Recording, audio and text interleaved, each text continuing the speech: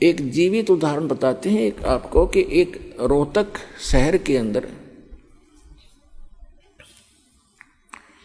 एक फाइनेंसर था, फाइनेंसर जो ब्याज पे पैसे देता है। तो इस दास ने प्रारंभ में जब ये शुरू किया, सरकारी नौकरी को त्याग दिया, तो भक्तों ने सोचा कि ज़्यादा दुखी हो जाते हैं गुरुजी, गांव गांव में जाते हैं, बसों में जाते हैं तो तंग हो जाते हैं। एक जीप की व्यवस्था की, उसके लिए फाइनेंस करवाया उस फाइनेंसर से। वहाँ आने जाने लगे, बैठने लगे, स्वभाव ठीक था। हमारे भक्तों ने उनको समझाने की चेष्टा की। उसके पिताजी को भी कहा, वो भी वहीं बैठता था उसी ऑफिस में। तो उसके पिताजी से कहा कि आप ये ज्ञान समझो, हमारे गुरुजी ऐसे भक्ति बताते हैं, आप ये भक्ति करो। तो वो उनके पिताजी कहने लगे कि भाई आज मेरे घर में जो सुख है शायद किसी को होगा, और मैंने गुरु भी बना रखा है, और हम श्री राम, श्री कृष्ण और श्री शंकर भगवान, श्री विष्णु भगवान और दुर्गा माता आदि की पूजा करते हैं। अरे इन्होंने हमारे सारे ठाठ कर रखे। वो प्रॉपर्टी डीलर का काम भी करता था, फाइनेंसर का भी काम करता था, खूब बढ़िया काम चल रहा था, अच्छी कोठी बना रखी थी। उसी का एक भाई जज लगा हुआ था, जज, और उसकी पत्नी भी जज लगी हुई थी।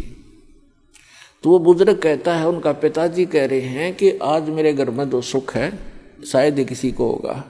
सारी बताई कि एक बेटा तो ये बहुत पैसे कमाता है, हम इसी ने सुख मान रहे हैं। एक बेटा जज लग गया है और बेटे की पत्नी भी जज। तो ठीक है, हमारे भक्त के बोल रहे, इस ताक वो सुनने को तैयार भी नहीं, तो चुप करके आ गए। उसने 2-3 महीने के बाद क्या किया कि एक अपने धर्म गुरु से धार्मिक अनुष्ठान घर पर करवाया।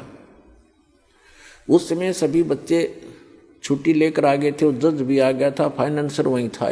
तो जो उनके गुरुजी ने जो क्रिया करी थी, उसके बचे हुए फूल, जो फूल फाल चढ़ाते हैं, माला डालते हैं, कुछ हवन किया होगा, उसकी राख बच गई थी, उसको जल प्रवाहित करने की आज्ञा दी उसके गुरुजी ने।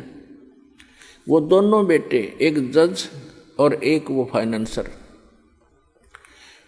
उस राख को लेकर गए। उनका ड्राइवर साथ था गाड़ी में। रोहतक से दिल्ली रोड के ऊपर एक JLN बोल रहे हैं उसको, जवाहरलाल नेहरू कैनाल, बहुत भारा, बड़ी गहरी वहाँ से चलती है, बह रही थी।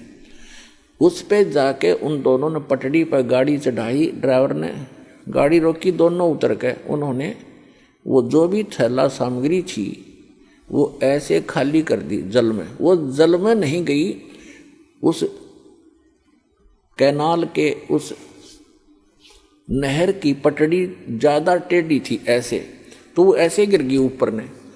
तो उन्होंने, एक भाई ने हाथ पकड़ लिया, एक कहने लगा मेरा हाथ पकड़, मैं नीचे जाके इनको जल में सरका देता हूँ, बहा देता हूँ। तो एक का ऊपर हाथ पकड़े था, वो नीचे जा रहा था भारी, तो वो नीचे वाला भी तगड़ा था, तो उसका पैर रिपट गया क्योंकि काई लगी हुई थी।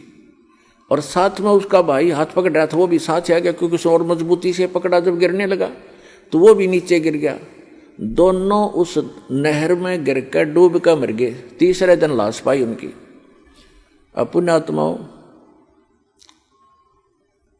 परमात्मा कहते हैं कि झूठे सुख को सुख कहे ये मान रहा मनमोद, ये सकल चबीना काल का कुछ मुख में कुछ गोद। आज उस बूढ़े के घर में जो कहर था शायद किसी के घर में होगा, जहां वो ये सोच रहा था कि जो सुख आज मुझे शायद किसी को होगा। जब तक हम उस परम पिता की शरण ग्रहण नहीं करेंगे और जो साधनाएं हम करते हैं उससे हम मान बैठे हैं कि ये साधना से मुझे लाभ हो रहा है, कहाँ गई उसकी साधना? वो कहर टूट गया उस घर पे। तो पुण्यात्माओं, इसका समाधान केवल एकमात्र कबीर परमात्मा है और उसकी ये सच साधना जो दास के पास है। इसके अतिरिक्त कोई कबीर साहब का नाम लेकर के अगर आपको कोई जंतर मंत्र बताता है तो व्यर्थ है, यूजलेस है। और ये मंत्र जो दास आपको देता है, ये है वो कारगर मंत्र।